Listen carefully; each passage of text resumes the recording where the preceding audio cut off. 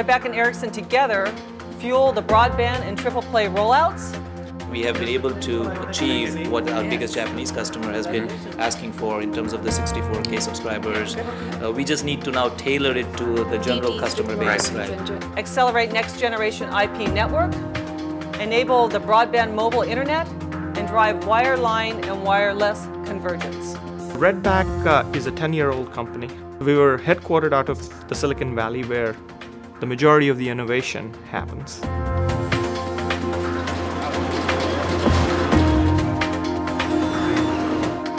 Redback invented what is known as subscriber management. So my name is Arpit Jashapura.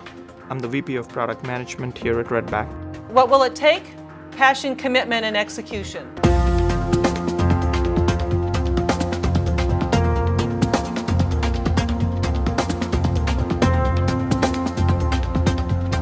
With the Ericsson acquisition, what we have in the industry is two of the leaders in their respective places coming together. So we have the IP networking leader in terms of Redback joining forces with the wireless leader. And when you put it all together, it is the only compelling wireline, wireless integration story that exists out there. So if you see the competitors out there, they're still throwing boxes at the problem. And they're throwing hardware at the problem. Yes, they do also have a lot of software inside the box, but most of the software is for a single purpose application that is tied to that specific hardware piece of equipment. Redback, on the other hand, has a multi-service edge router, which is really a platform that allows you to run and bill and charge and control and monitor and everything that a service provider would want to do with all these separate boxes on a single device. So from a sales perspective, it changes the model quite a bit because you're no longer just selling a single device or a group of devices that intermingle together in a customer's network. You're now selling services or applications inside of the network, and then you're charging based on the use of those applications. My name's Bill Wester. My title is Systems Engineering Director of the Americas for Redback Networks. So that gives us a unique advantage in the industry in that you don't have to pay upfront for all those software features built into the product. You can just pay for what you're going to use at first. So our core values are integrity, execution, teamwork, and attitude. And you'll hear that spoken a lot. All of the future next-gen services are software-based. Video on demand, voice over IP, voice over wireless, voice over fixed lines, broadband internet, mobility, session border controller. All these services are revenue-generating services, and they are software.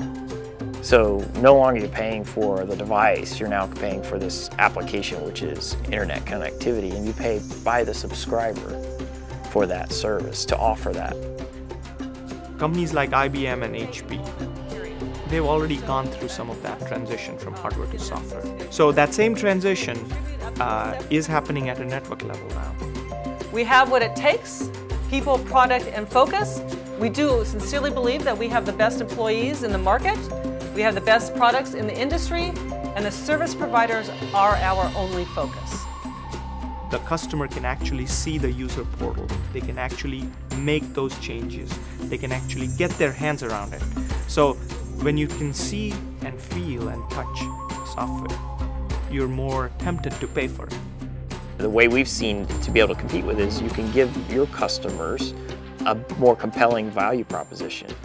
And that's effectively, what we're trying to do is visualize and give out portals with the network element, where you have a user interface that can be easily marketed and sold, not just to the service providers, but even service providers can sell it to their end customers. And Ericsson complements that piece. So if you look at the architecture piece, Redback provides the IP edge, Ericsson provides the rest.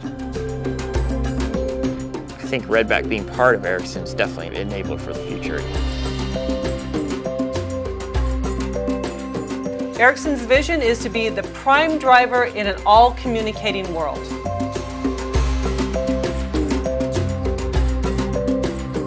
So we are now part of that vision of Ericsson. So So it's a win-win for pretty much both companies. I think the future's bright.